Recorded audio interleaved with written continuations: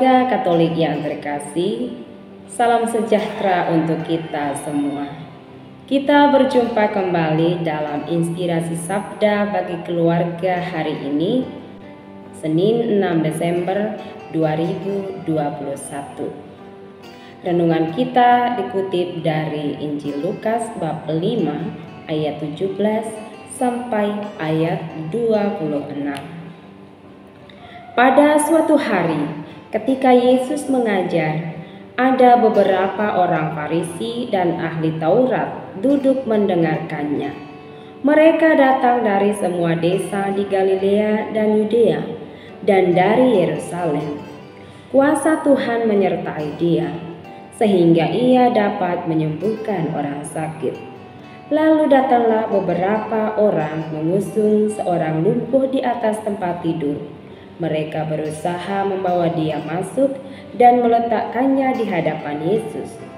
Karena mereka tidak dapat membawanya masuk berhubung dengan banyaknya orang di situ, naiklah mereka ke atap rumah, lalu membongkar atap itu dan menurunkan orang itu dengan tempat tidurnya ke tengah-tengah orang banyak tepat di depan Yesus.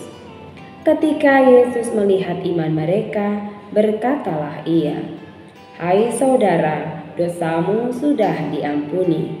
Tetapi ahli Taurat dan orang-orang Farisi berpikir dalam hatinya, "Siapakah orang yang menghujat Allah ini? Siapa yang dapat mengampuni dosa selain daripada Allah sendiri?" Akan tetapi Yesus mengetahui pikiran mereka, lalu berkata kepada mereka, "Apakah yang kamu pikirkan dalam hatimu? Manakah lebih mudah mengatakan, 'Dosamu sudah diampuni,' atau mengatakan, 'Bangunlah dan berjalanlah'? Tetapi supaya kamu tahu bahwa di dunia ini Anak Manusia berkuasa mengampuni dosa." Berkatalah ia kepada orang lumpuh itu, "Kepadamu kukatakan, bangunlah, angkatlah tempat tidurmu dan pulanglah ke rumahmu." Dan seketika itu juga bangunlah ia di depan mereka, lalu mengangkat tempat tidurnya dan pulang ke rumahnya sambil memuliakan Allah. Semua orang itu takjub, lalu memuliakan Allah, dan mereka sangat takut. Katanya, "Hari ini kami telah menyaksikan hal-hal yang sangat mengherankan." Demikianlah sabda Tuhan. Terpujilah Kristus. Bapak, Ibu, saudara-saudari yang terkasih, kita pasti pernah mengunjungi orang sakit. Paling tidak, kita pernah melayani anggota keluarga kita yang sedang sakit. Berhadapan dengan situasi ini, ada banyak pola tingkah yang bisa kita amati dan tentu yang bisa kita rasakan sendiri. Misalnya perasaan gelisah, perasaan sedih, perasaan takut, khawatir, mengeluh, putus asa, menderita, yang bisa jadi akan mengganggu kenyamanan hidup kita. Namun ada juga yang terlihat diam, yang barangkali hal tersebut merupakan tanda sikap kepasrahan diri. Secara pribadi, saya sangat yakin bahwa kehadiran kita sangatlah berarti bagi mereka yang kita kunjungi atau yang kita perhatikan. Apalagi kalau kita berdoa demi kesembuhan mereka. Sama halnya dengan anggota keluarga kita yang sedang sakit. Ketika kita benar-benar menunjukkan perhatian yang tulus, barangkali akan sangat membantu proses kesembuhannya, karena mereka yang sakit merasa bahwa mereka diperlakukan dengan baik pada saat mereka dalam situasi fisik yang lemah. Dalam bacaan Injil hari ini, saya terkesan dengan mereka yang menolong orang yang lumpuh tersebut. Membongkar atap rumah, menaikinya untuk menurunkan orang lumpuh ke tengah-tengah orang banyak yang mereka usung di tempat tidur. adalah satu cara yang saya kira tak pernah terpikir oleh siapapun. Namun ide cemerlang itu mampu mereka temukan guna menolong orang lumpuh tersebut. Kegigihan mereka luar biasa. Mereka bisa menyamakan misi untuk membantu si lumpuh. Bisa dibayangkan jika mereka tidak kompak, mungkin saja si lumpuh tidak akan tersembuhkan. Solidaritas, kerjasama, dan ketulusan, itulah yang saya yakini dimiliki oleh mereka yang telah membantu si lumpuh.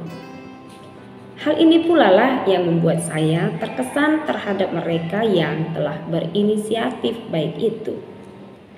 Tidak hanya pada mereka yang menolong si lumpuh, saya juga terkesan dengan orang lumpuh itu sendiri. Saya yakin bahwa tanpa ada keterbukaan hati dari si lumpuh untuk ditolong, pasti ia tidak akan mengalami perjumpaan dengan Yesus. Namun si lumpuh mampu menerima keberadaan dirinya yang saat itu sedang lemah dan tak berdaya. Si lumpuh merasa bahwa ia butuh bantuan dari orang lain.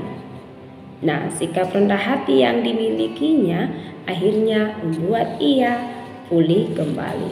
Ia kembali memperoleh kesehatan. Nah, niat baik dari orang yang menolong si lumpuh pula lah yang ternyata menggerakkan hati Yesus untuk menyembuhkan si lumpuh. Melalui Injil hari ini, saya pun bisa mengambil sebuah makna bahwa ternyata melalui pertolongan kita, baik berupa doa atau tindakan nyata, mampu membantu sesama kita mengalami kesembuhan. Bahwa melalui perhatian kita, mampu membantu sesama mengalami perjumpaan dengan Allah. Tentu itu semua karena campur tangan dan belas kasih dari Allah. Dan yang tak kalah penting ialah kita atau mereka yang sakit juga harus rendah hati mengakui diri lemah dan butuh pertolongan Tuhan melalui sesama yang memperhatikan mereka. Hidup berkeluarga tidak selamanya akan nyaman-nyaman saja.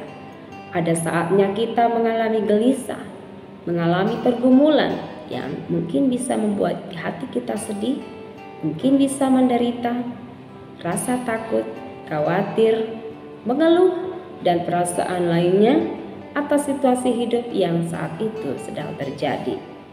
Situasi ini pasti membuat batin kita tidak nyaman, yang bisa jadi akan mempengaruhi suasana dalam keluarga kita.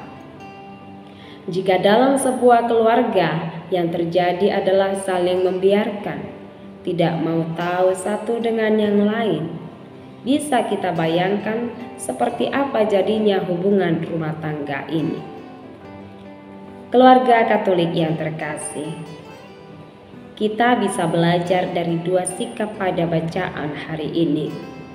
Coba kita berikan perhatian pada setiap anggota keluarga kita. Bentuk perhatian kecil atau sederhana sekalipun pasti akan membantu atau berpengaruh jika kita lakukan dari ketulusan hati kita. Saya yakin perhatian kita untuk sesama dalam keluarga pasti akan sangat membantunya mengalami rasa aman dan nyaman untuk tinggal di rumah atau bersama dengan keluarga.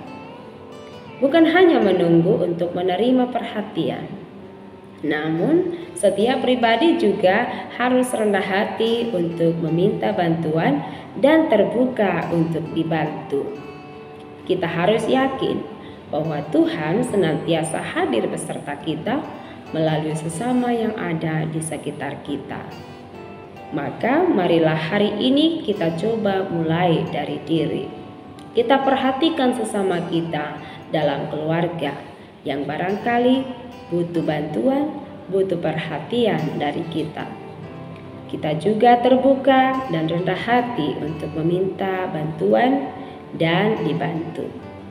Dengan cara demikian, kita pasti akan mengalami kasih Tuhan yang menyelamatkan, dan akhirnya kita mengalami hidup yang damai. Semoga amin.